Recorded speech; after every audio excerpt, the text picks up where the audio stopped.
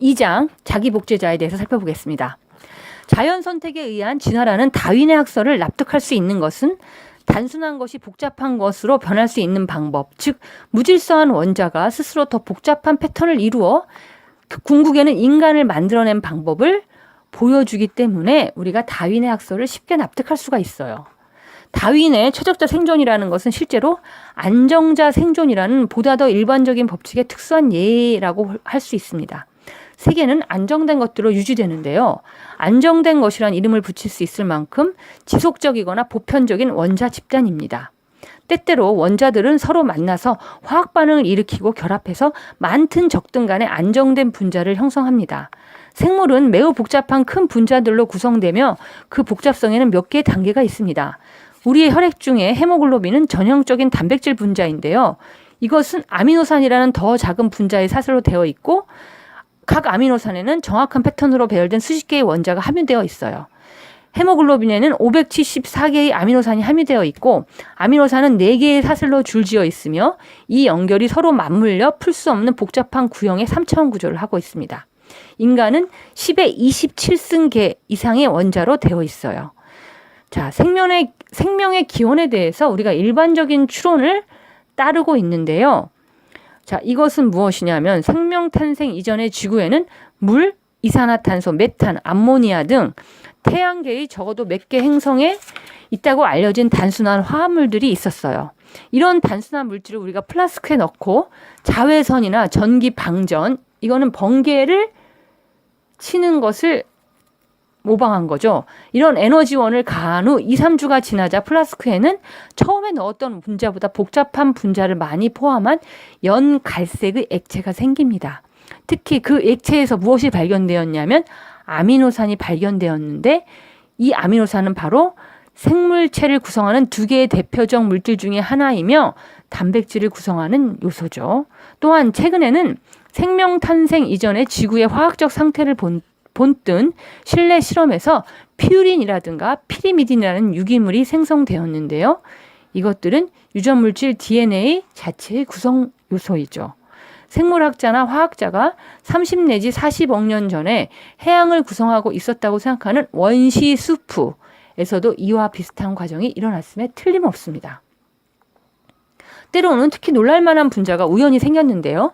최대의 분자도 아니고 가장 복잡한 분자도 아니었지만 스스로의 복제물을 만든다는 놀라운 특성을 가진 바로 자기 복제자입니다. 스스로 복제를 하는 분자는 단 한 번만 생기면 됩니다. 주형, 즉 틀로서의 자기 복제자를 생각해 봅시다. 그것이 여러 가지 종류의 구성 요소 분자의 복잡한 사슬로 된 하나의 큰 분자라고 하면 이 자기 복제자를 둘러싼 수프 속에는 이들 작은 구성 요소들이 떠다니고 있겠죠. 이제 각 구성 요소는 자기와 같은 종류에 대해 친화성이 있습니다. 이러한 경우 원시 수프 속의 어떤 구성 요소는 자기 복제자의 일부분으로 자기의 친화성을 갖고 있는 부분과 만나게 되면 분명 거기에 들러붙으려고 할 것이에요. 이렇게 해서 들러붙은 구성 요소는 필연적으로 자기 복제자 자체의 순서에 따라 줄을 짓게 됩니다. 이때 그것들을 최초의 자기 복제자가 된 때와 마찬가지로 점차 결합해서 안정된 사슬을 만듭니다. 한편 2가닥의 사슬이 세로로 쪼개질 수도 있는데요. 그러면 2개의 자기 복제자가 되어 그 각각의 자기 복제를 계속하게 되는 거죠. 생물학적인 자기 복제자에서 볼 수 있는 엉뚱한 복제는 진정한 의미의 개량을 불러일으키고 어떤 오류가 생기는 것은 생명 진화의 진행을 위해 필수적인 것입니다. 이처럼 복제 과정에서 오류가 생기고 그것이 확대되면서 원시 수프는 모두가 똑같은 복제자의 개체군이 아닌 선조는 같지만 형태를 달리한 몇 개의 변종 자기 복제자의 개체군으로 채워집니다. 어떤 형태는 다른 종류보다 안정됐거나 어떤 분자는 일단 만들어지면 다른 것보다 분해가 어려웠겠죠. 이러한 형태는 원시 수프 속에서 비교적 수요가 많았겠죠. 이것들이 장수, 오래 사는 것의 직접적 결과일 뿐 아니라 이들 분자가 스스로의 사본을 만드는데 사용 가능한 시간이 길었기 때문이기도 합니다. 자, 일정 시기를 두고 원시 수프에서 샘플을 취할 경우 2번째 샘플에서는 수명, 다산성, 복제의 정확성 등 3가지 점에서 우수한 분자의 함유율이 보다 높아졌겠죠. 이것은 생물학자가 생물에 관해 말할 때의 진화를 의미하고 그 메커니즘도 같은 것입니다. 바로 자연 선택인 것이죠. 이러한 원시수프가 무한의 자기 복제자를 유지하는 것은 불가능합니다. 그 이유 가운데 하나는 지구 크기가 한정되어 있기 때문이겠죠. 또 이외에도 다른 한정 요인들이 물론 있을 수 있습니다. 자기 복제자의 변종 간에는 생존 경쟁이 발생하게 되는데요. 자기 복제자는 스스로 싸우고 있다는 사실을 몰랐었고 그 때문에 고민하지도 않았어요. 이 싸움은 아무런 악의도 없고 또 아무런 감정 없이 행해졌지만 그러나 그것들은 분명히 싸우고 있었습니다. 잘못된 복사나 경쟁 상대의 안정성을 감소시키거나 새롭고 더 높은 수준의 안정성을 갖게 하는 복제 오류는 모두 자동으로 보존되고 증가했기 때문입니다. 이런 개량 과정이 누적되면서 또 안정성을 증가시키고 경쟁 상대의 안정성을 감소시키는 방법은 점점 교묘해지면서 효과적으로 안정화되어 가요. 그러면 그 중에는 상대 변종의 분자를 화학적으로 파괴하는 방법을 발견해서 방출된 구성 요소를 자기의 복사 제조에 이용하는 개체도 있었을 것입니다.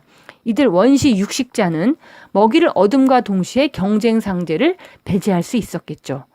아마도 어떤 자기 복제자는 화학적 수단을 강구하든가 아니면 그들 자신의 둘레에 단백질로 물리적 벽을 만들거나 해서 스스로를 방어하는 방법을 찾아냈을 것입니다. 이렇게 해서 바로 최초에 살아있는 세포가 나타나게 된 것이 아닐까요? 자기 복제자는 단순히 존재하는 것만이 아니라 스스로의 용기, 즉 그릇, 즉 계속 생존하기 위해 운반자까지 만들기 시작했던 것입니다. 살아남은 자기 복제자는 자기가 사는 생존 기계를 스스로 축조한 것입니다. 최초의 생존 기계는 아마도 보호용의 외피 정도였을 것입니다.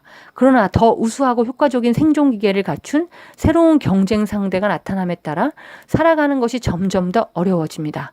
이와 같은 환경 속에서 생존 기계는 더 커지고 더 정교해졌으며 이 과정은 누적되고 점점 전진하는 것이었어요. 오늘날 자기 복제자는 외부로부터 차단된 로봇 속에 안전하게 거대한 집단으로 떼지어 살면서 복잡한 간접 경로를 통해 외계와 연락하고 원격 조종기로 외계를 조작하고 있습니다. 그것들은 여러분 안에도 제 안에도 있어요. 그것은 우리의 몸과 마음을 창조했으며 그것들의 유지야말로 우리가 존재하는 궁극적인 이론적 근거이기도 합니다.